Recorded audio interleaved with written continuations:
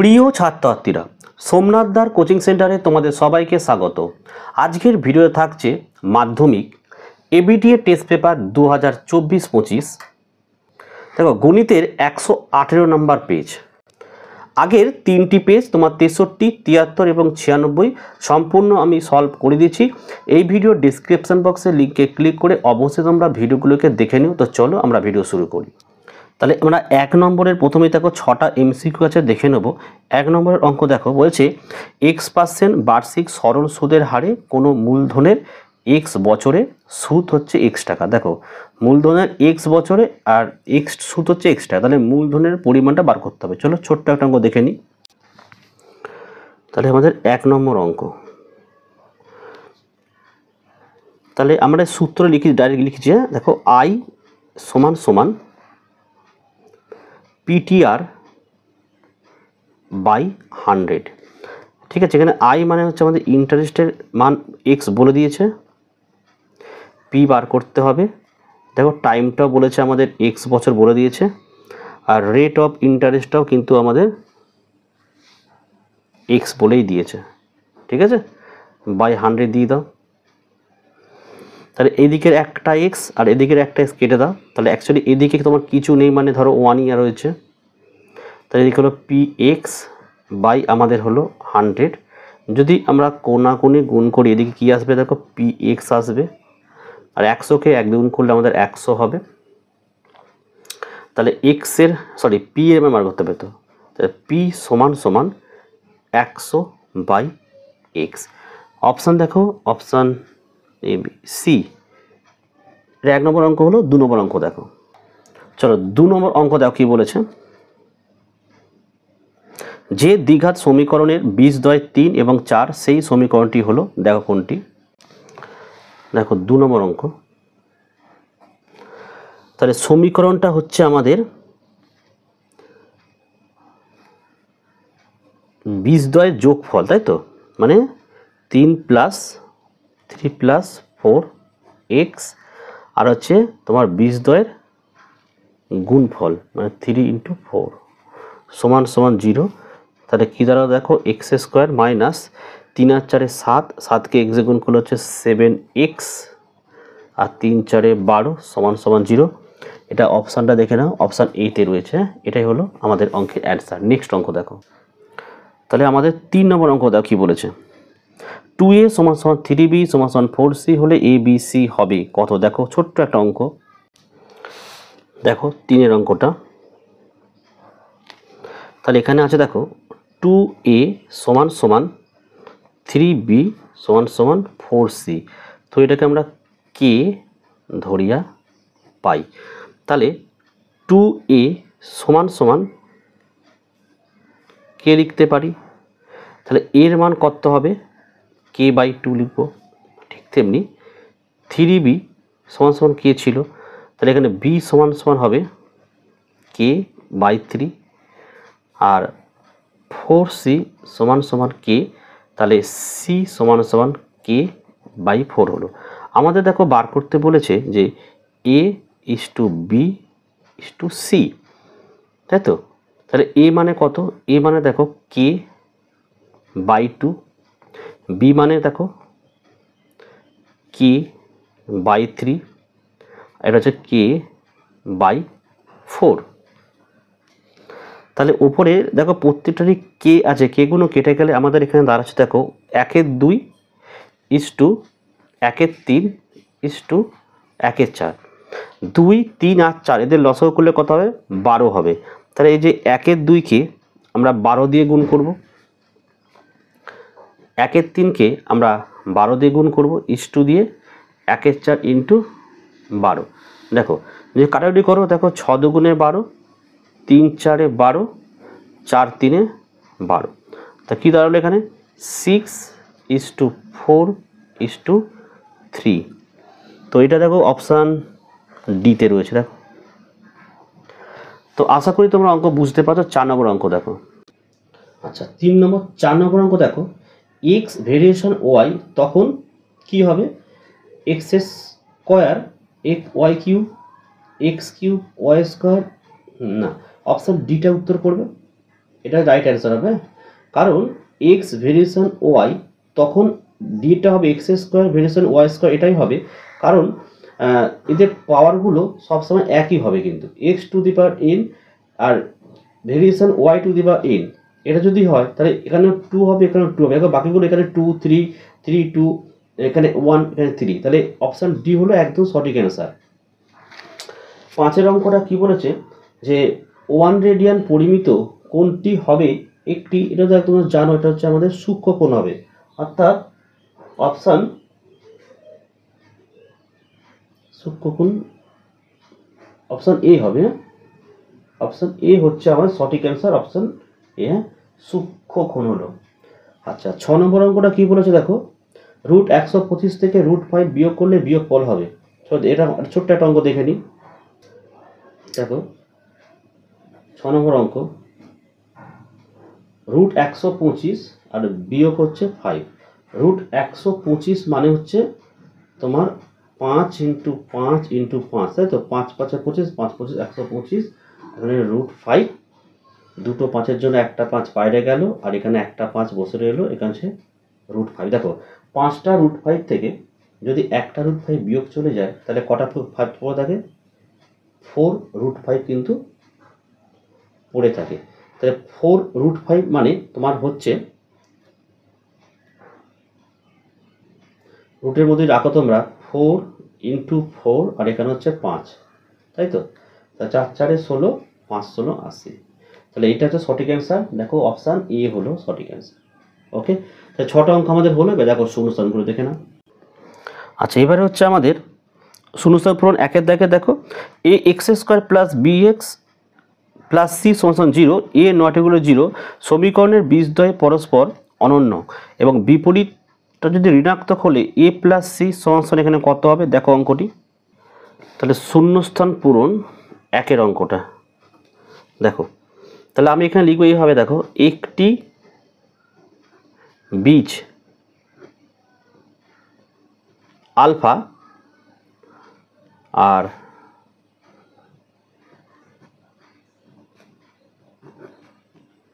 অপর বীজ হবে -1/আলফা, ঠিক আছে। তাহলে আমরা এইভাবে লিখতে পারি যে আলফা ইন্টু 1 -1/-আলফা সমান সমান c/a, আলফা আলফা কেটে গেলে এখানে -1 পড়ে থাকে, তাহলে -1 সমান সমান c/a। যদি তোমরা কোনাকুনি গুণ করো কী দাঁড়াবে, দেখো -1কে a দিয়ে গুণ করলে -a হবে আর এখানে হচ্ছে c হলো, তাই তো। তাহলে -a এটা এদিকে আসলে -c সমান সমান 0, মাইনাস কমন গেলে a প্লাস c সমান সমান 0, তাই তো। তাহলে a সমান সমান a প্লাস c সমান 0। তো দেখো এখানে যে অপশান, না এটাই অ্যান্সার তোমার, a প্লাস c এইটা লিখবে ওটা, ঠিক আছে। অর্থাৎ তোমরা অ্যাকচুয়ালি এটাই লিখবে, হ্যাঁ এ দেখো বই আমাদের লেখা আছে ওখানে a প্লাস c লেখা ছিল না, আর সমান সমান 0, তাহলে শূন্যস্থানে তোমরা 0 লিখবে। ওকে, নেক্সট অঙ্ক দেখো। এবার দেখো আমাদের 3 নম্বরটা কি বলেছেন, অর্ধবৃত্তস্থ কোণ কি হয়, এটা এক সমকোণ হবে, এখানে লিখে দিলাম, হ্যাঁ এক সমকোণ। এটা দেখো √3 - 5 এর অনুবন্ধীকরণী লিখবে -√3 আর -5, রুট যে রুট আছে যে √3 এর এই সাইনটা কিন্তু সব চেঞ্জ করবে, √3 এটা প্লাস এটা মাইনাস করে হয়ে গেল, এটা 3 নম্বর অঙ্ক হলো। 4 নম্বর অঙ্ক দেখো, 4টা বলেছে যৌগিক গড়, মধ্যমা আর সংজ্ঞাগুলো মান হলো ড্যাশ প্রবণতার একক, এটা জানো, কেন্দ্রীয় প্রবণতার একক, কেন্দ্রীয়, হয়ে গেল। 5-এর অঙ্ক কি বলেছে, সূর্যের উন্নতি কোণ 30 ডিগ্রি থেকে বৃদ্ধি পেয়ে 60 ডিগ্রি হলে একটি পোস্টের ছায়ার দৈর্ঘ্য ড্যাশ পায়। দেখো এটা ছোট্ট একটা অঙ্ক।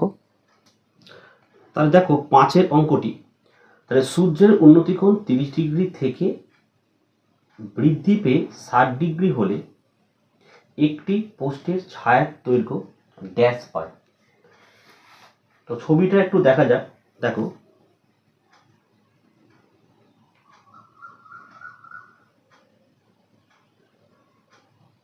দেখো এটা হচ্ছে এ বি সি ডি।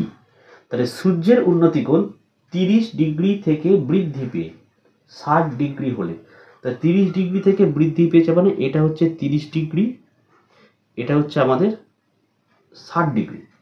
তাহলে 30 ডিগ্রি থেকে 60 ডিগ্রি যখন বৃদ্ধি পেল, তাহলে পোস্টের ছায়ার দৈর্ঘ্য ড্যাশ পায়, কি পাবে? হ্রাস পায়। শুরুটা লিখবে হ্রাস। ওকে, 6 নম্বর অঙ্ক দেখে নাও। একটি নিরেট গোলককে গলিয়ে একটি নিরেট লম্ব বৃত্তাকার চোঙ তৈরি করা হলো।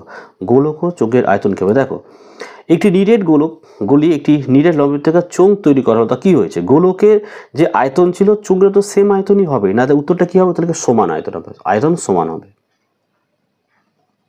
ঠিক আছে, হয়ে গেল। সত্য মিথ্যা দেখে নাও। এক একটা বলেছে যদি দুটি সংখ্যার অনুপাত 2:3 এবং তাদের গসাগু 7 হয় তবে সংখ্যা দুটি হলো 14 এবং 21। একটু দেখে নিই আমরা অঙ্কটা। দেখো তাহলে আমাদের হচ্ছে 3 দাগের 1। তা আমি এইভাবে আমরা করি যে ধরি সংখ্যা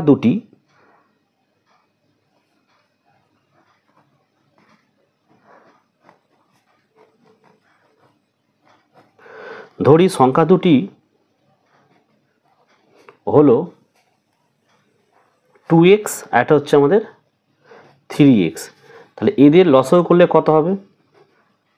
এদের লসাগু হচ্ছে x। তাহলে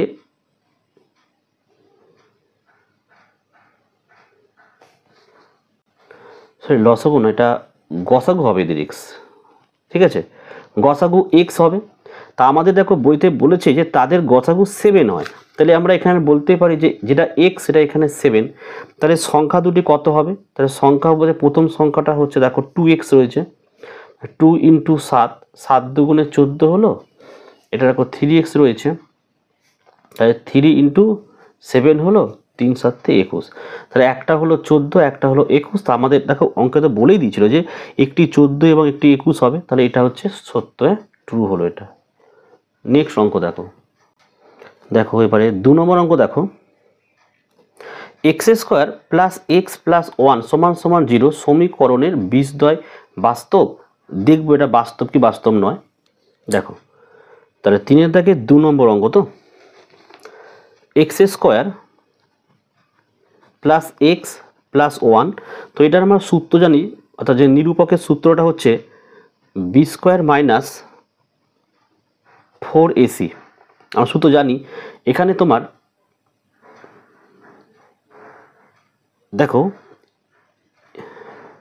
b এর মান হচ্ছে 1, তাহলে 1² হলো -4 এর মানও 1, c এর মানও 1, মানে 1 × 1। এই যে এইগুলো সব 1 মানেই আছে। তাহলে কি দাঁড়ালো এখানে? 1² মানে 1, আর এটা গুণ করলে 4 হলো, -3 হলো, যেটা 0 থেকে ছোট। দেখো <0। তার মানে এটা কিন্তু বাস্তব নয়, এটা বাস্তব নয়, তাই এটা কিন্তু ফলস। যদি অঙ্কটা গ্রেটার হতো তাহলে কিন্তু অঙ্কটা রাইট হতো, তাহলে এটা আমাদের ফলস হলো। ওকে, চলো 3 নম্বর অঙ্ক দেখো। আচ্ছা, এবারে আমরা 3 নম্বর অঙ্ক দেখে নেব। বলছে একটি ঘনকের প্রতিটি ধারের দৈর্ঘ্য দ্বিগুণ হলে ঘনকটির আয়তন প্রথম ঘনকের 4 গুণ হবে। তা অঙ্কটা আমরা দেখে নেব।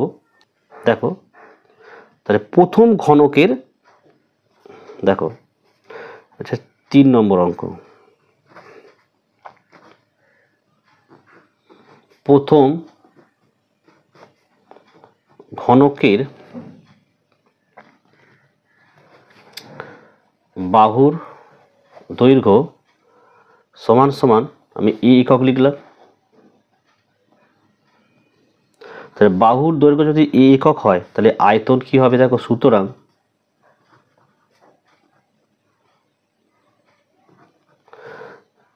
বাহুর কিউব অর্থাৎ a³ ঘন একক। ঠিক আছে, তারপরে বলেছে একটি ঘনকের প্রতিটি ধারের দৈর্ঘ্য দ্বিগুণ হলে এবার দ্বিগুণ যখন হচ্ছে দেখো, তাহলে বাহু এখন হচ্ছে আমাদের এখন বাহু সমান সমান 2a, দ্বিগুণ হয়ে গেছে। তাহলে আয়তনও দ্বিগুণ হবে। তো দেখো আয়তন 2a কিউব মানে হচ্ছে 8a কিউব।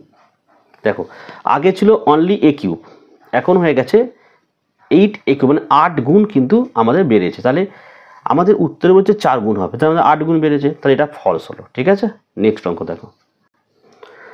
আচ্ছা 4 হবে। 4 নম্বর অঙ্ক দেখো, AB is to C square আর BC is to A square এবং CA is to B square এর যৌগিক অনুপাত 1:1। তো আমরা দেখে নেবো একবার আমাদের। তাহলে 4 নম্বর অঙ্ক দেখো। আচ্ছা AB is to C square comma দিয়ে BC is to A square আর CA is to B square বলেছে, এর যৌগিক অনুপাতটা আমাদের কিন্তু বার করতে হবে। দেখো যৌগিক অনুপাত মানে হচ্ছে এটা প্রথম, এটা দ্বিতীয়, তাহলে এটার প্রথম রাশি, এটার প্রথম BC, এটারও যেটা প্রথম মানটা রয়েছে, তিনটেকে আমরা গুণ করব। যেমন ধরো AB ইন্টু এটা BC into CA is to দিয়ে দিলাম। এখানে রয়েছে দেখো সি স্কোয়ার এটা ইন্টু এ স্কোয়ার ইন্টু বি স্কোয়ার। ওকে, তো দেখো এটা যদি আমরা গুণ করি কি হয়, দেখো দুটো এ আছে, এ স্কোয়ার, দুটো বি স্কোয়ার, দুটো সি স্কোয়ার ইস টু কী হবে, এটা সাজিয়ে লিখিয়ে দিতে পারো তোমরা যে A square B square C square. দেখো কেটে গেলে কত হয় দেখো তো, 1:1 হয়। আমাদের অঙ্কের উত্তর কিন্তু 1:1, তাহলে এটা আমাদের ট্রু হলো। ওকে, নেক্সট অঙ্ক দেখো। আচ্ছা আমাদের পরের অঙ্ক হচ্ছে দেখো 5 নম্বর অঙ্ক। কি বলেছে, একটি লম্ববৃত্তাকার চোঙের ব্যাসার্ধের দৈর্ঘ্য 2 একক হলে চোঙটির যে কোনো উচ্চতার জন্য চোঙটির আয়তন এবং বক্রতলের ক্ষেত্রফলের সংখ্যামান সমান হবে। দেখো অঙ্কটি, তাহলে 5-এর অঙ্কটা, তাই তো বলছে একটি লম্ববৃত্তাকার চোঙের ব্যাসার্ধের দৈর্ঘ্য 2 একক হলে চোঙটির যে কোনো উচ্চতার জন্য চোঙটির আয়তন, তাহলে এখানে আর এর মান হচ্ছে আমাদের 2 একক। ঠিক আছে, চোঙটির আয়তন এবং বক্রতলের ক্ষেত্র, চোঙের আয়তন দেখো, সূত্র দেখো, চোঙের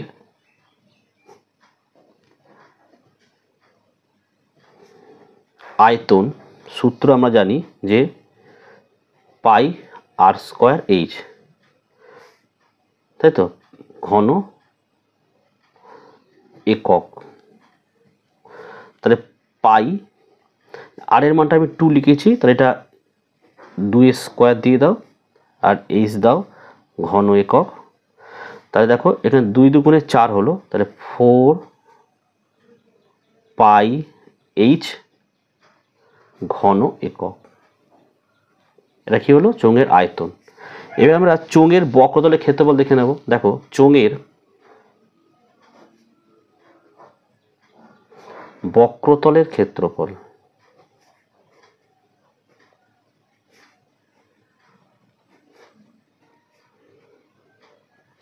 তো এটা সূত্র আমরা জানি 2 পাই আর এইচ। 2 পাই লিখলাম, আর এর মান কত 2 ইন্টু এইচ, তাহলে 2 দুগুণে 4 পাই এইচ। তাহলে দেখো চোঙের আয়তন এখানে 2 পাই এইচ ঘন একক, এটাও দেখা হলো 4 পাই এইচ, এটাও কিন্তু 4 পাই এইচ। তো আমাদের এখানে বলেছিল যে আয়তন এবং বক্রতলের ক্ষেত্রফলের সংখ্যামানটা সমান হবে, তাহলে সংখ্যামান সমানই হয়েছে, তাই এটাও কিন্তু আমাদের ট্রু হলো। ওকে, নেক্সট অঙ্ক দেখো। চলো আমাদের লাস্ট অঙ্ক আজকের পার্ট 1-এ। দেখো 3, 14, 18, 20, 5 তথ্যের মধ্যমা 18। দেখি কত হয় এটা। 6 নম্বর অঙ্ক, তাই তো। তাহলে এখানে যেগুলো দিয়েছে এগুলো মানের ঊর্ধ্বক্রমে প্রথমে সাজাবো। প্রথমে তাহলে আমরা 3 লিখব, তারপরে আমরা লিখব 5, তারপরে আমরা লিখব 14, 3, 5, 14, 18 এবং 20। তাহলে দেখো 1 2 3 4 5, তাহলে এখানে আমরা পেলাম যে n এর মান হচ্ছে 5। আমাদের মধ্যমা বার করতে হবে, ঠিক আছে। এটা দেখো 1 2 3, এটা বিজোড় সংখ্যা, তাহলে সূত্র হচ্ছে আমাদের n প্লাস 1/2 তম পদ। বিজোড় সংখ্যা হলে কিন্তু এই সূত্র ইউজ হবে। তাহলে এখানে n মানে কত, 5 প্লাস 1/2 তম পদ, 5 আর 1 যোগ করলে হচ্ছে আমাদের 6/2, তাহলে কত হলো 3, তাহলে 3তম পদ।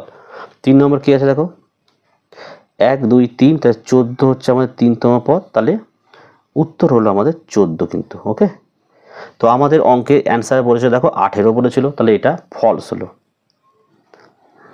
তো দেখো এই ছিল আজকের ভিডিও পার্ট 1 এবং পার্ট 2 পরের দিন। অর্থাৎ এইভাবেই কিন্তু তোমাদের টেস্ট পেপারটা কন্টিনিউ কিন্তু সলভ করে যাব, ঠিক আছে। ভিডিওগুলো কেমন লাগছে কমেন্ট করে জানাও। ভালো লাগলে একটি লাইক করো এবং চ্যানেলে নতুন হলে চ্যানেলটিকে সাবস্ক্রাইব করো। পাশে থাকা বেল আইকন প্রেস করে অল নোটিফিকেশনটা কিন্তু অবশ্যই অন করো, যাতে আমি যখনই কোনো ভিডিও আপলোড করি সবার প্রথম যেন তোমার কাছে পৌঁছে যায়। তো আজকের ভিডিও আমি এখানেই শেষ করলাম। তোমরা প্রত্যেকে ভালো থেকো এবং সুস্থ থেকো।